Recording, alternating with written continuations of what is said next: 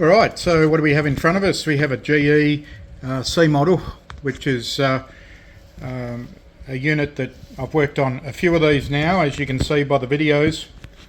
This one here, when I started work on it tonight, it's been on the back burner for a long time. I just don't like doing caps on these, but as you can see, I've done quite a bit of work on it tonight. It's taken just over 2 hours on the caps. You can start to have a look at the work by all the black dots on top of all of the electrolytics. Alright, so what was wrong with this radio? It had a lot of crackly noises. We get that with these. Immediately it's the main DC capacitor, which is a 2200. I put a slightly bigger one in than the factory 16 volt, and I replaced a few caps up the back here, and immediately I noticed that the power wires were too thin, and the black one had been melted all the way through to the bottom of the PCB. One of the previous owners in its life did not unsolder the terminal through the PCB. They just soldered to the old Melton wire with a piece of cable which was undersized. Secondly, they replaced also the positive wire, and that was also undersized as well. That was thinner than the negative cable. Secondly, on top of that, they've removed the isolation or the protection diode from here. I've just got to put one on, and the wire down the bottom here was touching the positive cable.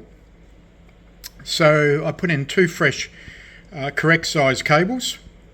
I turned the radio on, and there's no crackling noises after I've done this, fixed this, and given it a slight RX tune. Just flipped it over, and we've got Island coming in, and a Melbourne station was connecting. The skip is, well, he's still there.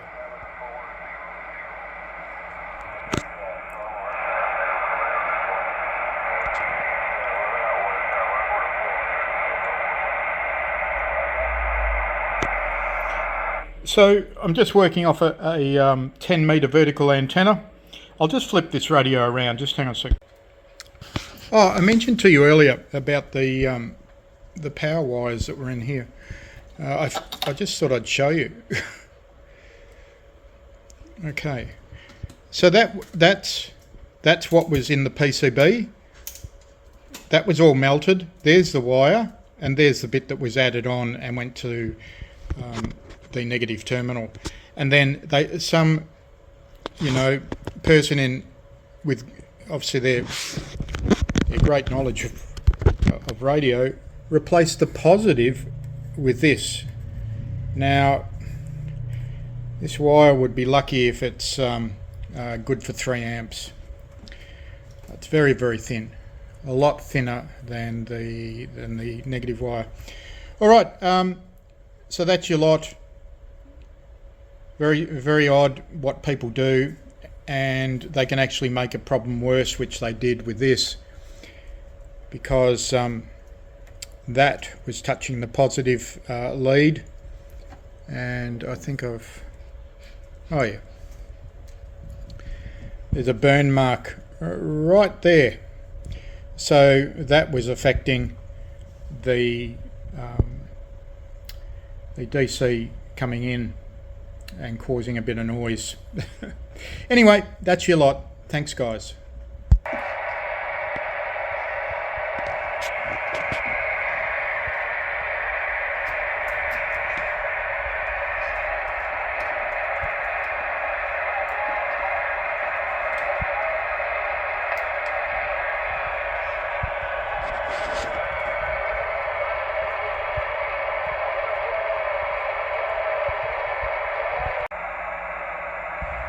All right, the radio switch turned around. As you can see, it's working. It's working very well. I'm very happy with it. The power output is quite substantial as well. Obviously due to the 1969 final, it's capable of a lot more than what I've tuned it for, but it's a nice little radio. Alright, so this radio, I'm going to put it through a cosmetic restoration. It's already been painted at some point in its life. These radios, I've now probably done about 6 of them, and every panel, front fascia, is slightly different in colour. This one's actually matching the insert here. Right, A3-5826, but we call it the C model, primarily because it came after the B. Anyway, look, these didn't, they weren't highly regarded by people going back about 15 years ago. People laughed at them. They didn't have a particularly good reputation when it came to selectivity and sensitivity, and people just didn't like the looks of them. The nice thing about this radio is the backlight. It obviously has inside of the front fascia, it has 2 bulbs that go into rubber grommets, and those little halogen bulbs light the 5mm thick perspex, and that perspex is bent on an angle down, and the light comes up over and down over the controls. So that's particularly nice. I need to replace the bulb in this as it's all burnt. That's quite common, and I'll put in an orange lamp. And yes, so features wise, normally the operation of this, you have the RF gain in the middle. It's got obviously your mode selection and all the other usual clarifier with a fine control here. Okay, similar to the B model. Okay, squelch, and you pull for the PA. That's quite nice because it gets rid of the buttons that you do need, and it's got an NB, ANL volumes, all quite good. Let's see if we've got anything else.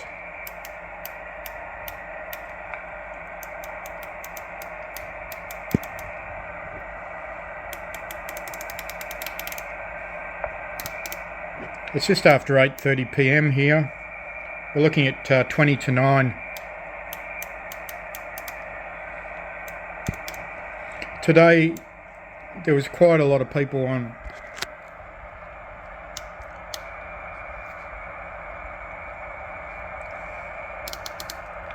Alright, so there's not much activity at the moment. We're very lucky to see that station from Ireland and open up this video with that. So the process from here on is I will take off all the knobs, remove all of the paint as I've detailed in other videos, and remove the perspex display, sand that with 2000 grit, then polish, remove all the paint off the fascia, obviously remove this panel. That's the only thing I can't restore, and the goal is to fix any damage on the front fascia so that you can't see it after it's got through the airbrushing stage. And the problem area is these aluminium panels, so I'm going to do a very light clean after I've removed it, and then clear coat that with a satin clear coat, not a gloss, a satin, and that will just give that a bit of oomph. Okay. All right, there you go. That's tonight's project, which has been a good one. I've got rid of all of the faults. It's sitting on about 20 watts SSB and around about 7 watts AM. It does need a full alignment. That is the last thing that I do after we get this all looking and sound and back in its original box covers. All right. Yeah, look, as I've said before, I'm not a technician. I don't do other people's work. The main reason is that if I sell something and somebody's not happy with it, then I'm the one that gets the bad vibes from people.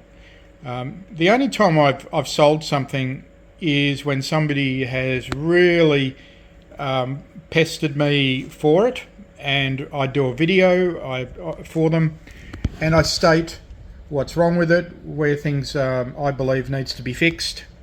I had an incident recently where I sold a radio to someone about 1.5 years ago. I think 2 years ago, and it's popped up on somebody's website, and they're rubbishing the radio.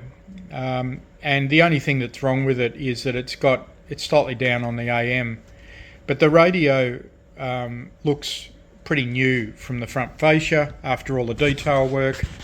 It had Razor radios VCO put in, all the caps had been replaced, tracks had been repaired. You know, the radio had about 8 hours put into it, and for purpose sake, SSB was absolutely perfect. These had a reputation for dry joints in the oscillator stage, and AM on some of them were a bit deaf, and that's all I assumed that was, and the person bought it knowing that, and then somebody else gets their hands on it and they just dribble shit from their mouth. And I post these videos purely as an information process so that you guys can get a bit of enjoyment. You see what a messy desk looks like, although it's coming along, and you get to see a range of radios and what's possible if you put in the effort. The collection, this is just some of the collection. Now I've bagged it all up, all of the radios, they're in their cabinet. Okay, we've got a GE there in its box, and there are many more radios which I've tried to find places for that are finished. Now I don't mind selling the radios, but what I do mind is what people say behind people's backs when these 60-plus-year-old things have issues, when they develop either in transit or after a couple of weeks of use. So, you know, we're proud people, so insults sometimes have an effect on people. I'm not really insulted. I'm not really worried about this. I'm just the person concerned. It's just their typical behaviour. So remember, comment, like and subscribe, and enjoy the hobby. It's there for you guys, and if you've got any questions, please, as you normally do, just send me a private message or through the comments section. Cheers guys, enjoy the hobby.